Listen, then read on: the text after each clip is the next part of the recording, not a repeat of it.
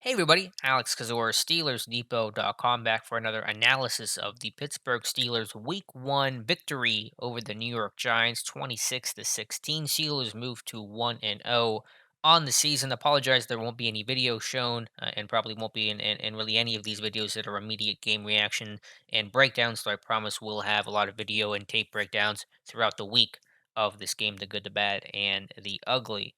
All right, don't want to make this video go too long, so let's talk about what happened Monday night. And of course, it all centers around the return of Ben Roethlisberger, who I thought was very good, very sharp for a guy who has not played football in literally almost one calendar year. 21 of 32, 229 yards, 3 touchdowns, no interceptions. There were a couple of negative moments. He kind of walked backwards into a sack, nearly took him out of field goal range. There was a missed throw on third down to Eric Ebron on the move, but overall, I thought he was sharp. I thought he was accurate. There was a mix of velocity and touch, and ran the 2 minute drill just like the Ben of old. So looked good, no worse for wear. Where there was that, if you followed on Twitter, that a little injury scare in the sense of they were saying Ben has a wrap on his elbow and Mason's warming up, and I'm freaking out, but it was all planned. It was all fine. Ben was never actually hurt, and said the elbow felt good throughout the game. So Ben was excellent, his usual self, and that was good because the run game definitely struggled early on. Now, thank goodness it got going late in the first half and definitely in the second half to kind of grind out the victory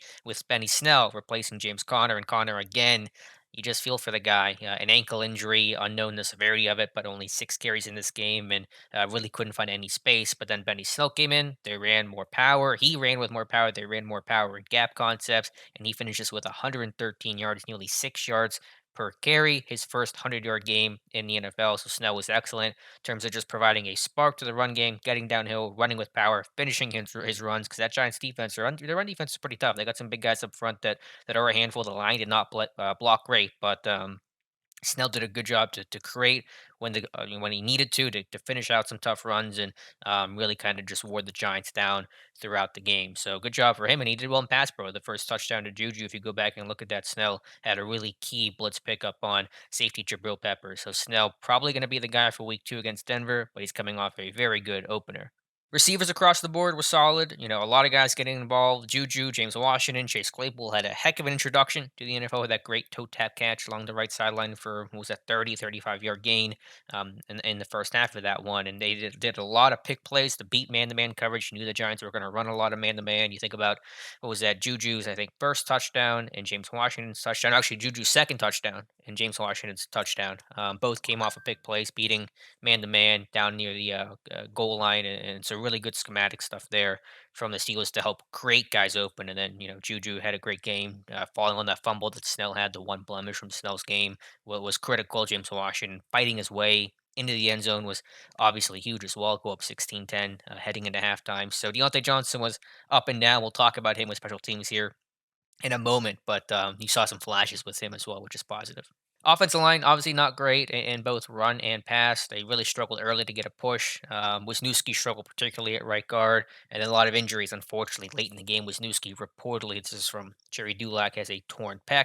Don't know if that would keep him out for the year, though I think there's a decent chance that it would. And Zach Banner, as of this recording, don't know the exact nature of the injury. It's a knee injury, but if you saw him on the sideline, how emotional he was, that probably means it's got the potential to be serious at least. And you feel for a guy like Banner, first starter at right tackle. I mean, nearly falling out of the league, now coming back to become the starter at right tackle. He's on a 1 year contract, and hopefully that's not serious, but it looks like it may be.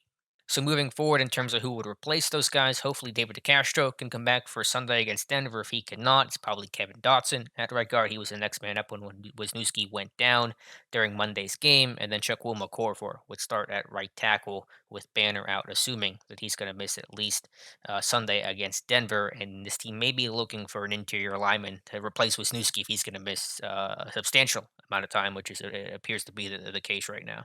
Defensively, I mean, they were awesome, and you knew the mission of this one was to shut down the run game of Saquon Barkley and the Giants, and they did about as good a job as you could possibly hope for. 15 carries, 6 yards. Run defense is team defense, especially when you face a back of the caliber of Saquon Barkley. So that's D line, linebacker, secondary getting involved. All those guys have to make plays. Bud Dupree, to me, was the best player on the field tonight. I mean, they just could not block him. There were times where they just didn't block him literally, but even when they tried to, Dupree still made plays, and the defense again creating those timely splash plays. TJ Watt's interception when it's 10-3 helps make that game 10-9 because Boswell doink the extra point. Cam Hayward's interception off a Dupree pressure at the end of a 19-play drive by the Giants. That was a defining turning point of the game. Was that Cam Hayward interception off the Dupree pressure? So two takeaways for this defense: three sacks of Daniel Jones. You got it from Vince Williams, Mike Hilton. Two, it had a sack. So you kind of spread the love around there. Dupree and Watt still got pressure, although they did not record a sack. And Alex Highsmith, the rookie, actually had a couple decent snaps. It looked like so. Good job all around for the run defense. Linebacking core was excellent, and yeah, you shut down Barkley. That was how you were going to win this game, and that's what happened. Steelers secondary, it had its ups and downs. Steven Nelson, not his best game ever, though I will caution on that first touchdown of the game to Darius Slayton. That is really not on Nelson. That is a way to rotate cover three against that post overlook. And Fitzpatrick's supposed to spin down to take the crosser, and Hayden's got to replace Deep to replace Fitzpatrick in the post as the post safety. And just couldn't get there in time. Really good throw and catch by Jones to Slayton. So I really don't put that one on Nelson of the touchdown at the end of the game.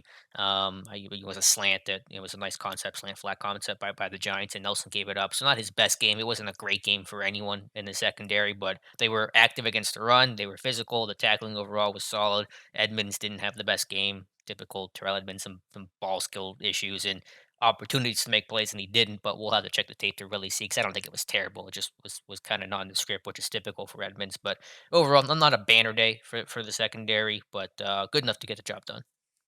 Then finally, special teams. It was, how do I put this? Bad.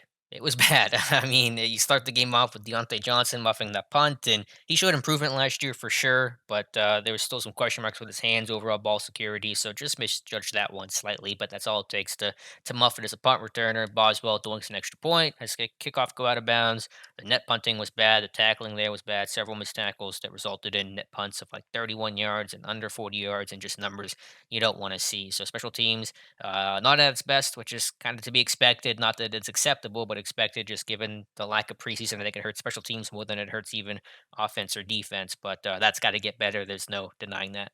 Overall, again, not the prettiest game. Steelers don't really blow out teams. It's just kind of how it goes, but they get the job on Monday night, and you got Ben back. He looks sharp. Hopefully, that run game will improve. Getting to Castro back will be absolutely huge in that, though, again, I think the Giants do have a good front, but the Steelers got the run game in gear in the second half, and you just see those weapons of Juju and Washington and Claypool and Ebon. Just a lot of guys getting involved, seeing some more pre snap motion stuff. It didn't really work that well tonight, but I like the Wolves churning. They'll kind of figure this thing out as they go along. So, happy with that overall. And the defense was its typical, really dominant self. Was it perfect? No. It's week one. They're still kind of figuring out some things as well. Offenses will move the football, but when you hold one of the best running backs in football to 6 yards and get a lot of pressure, you force takeaways. That's kind of the name of the game. Made the Giants very one dimensional and gave you the lead late. So happy with this one. Steelers will play Denver next Sunday at 1 o'clock in their home opener. Denver's on a short week as well. They're currently playing against the Titans right now, end of the first quarter. That one is scoreless. So we'll recap the rest of this Giants game throughout the week. Let me know if there's a particular film room breakdown you guys would like to see. I will try to do that during the week, and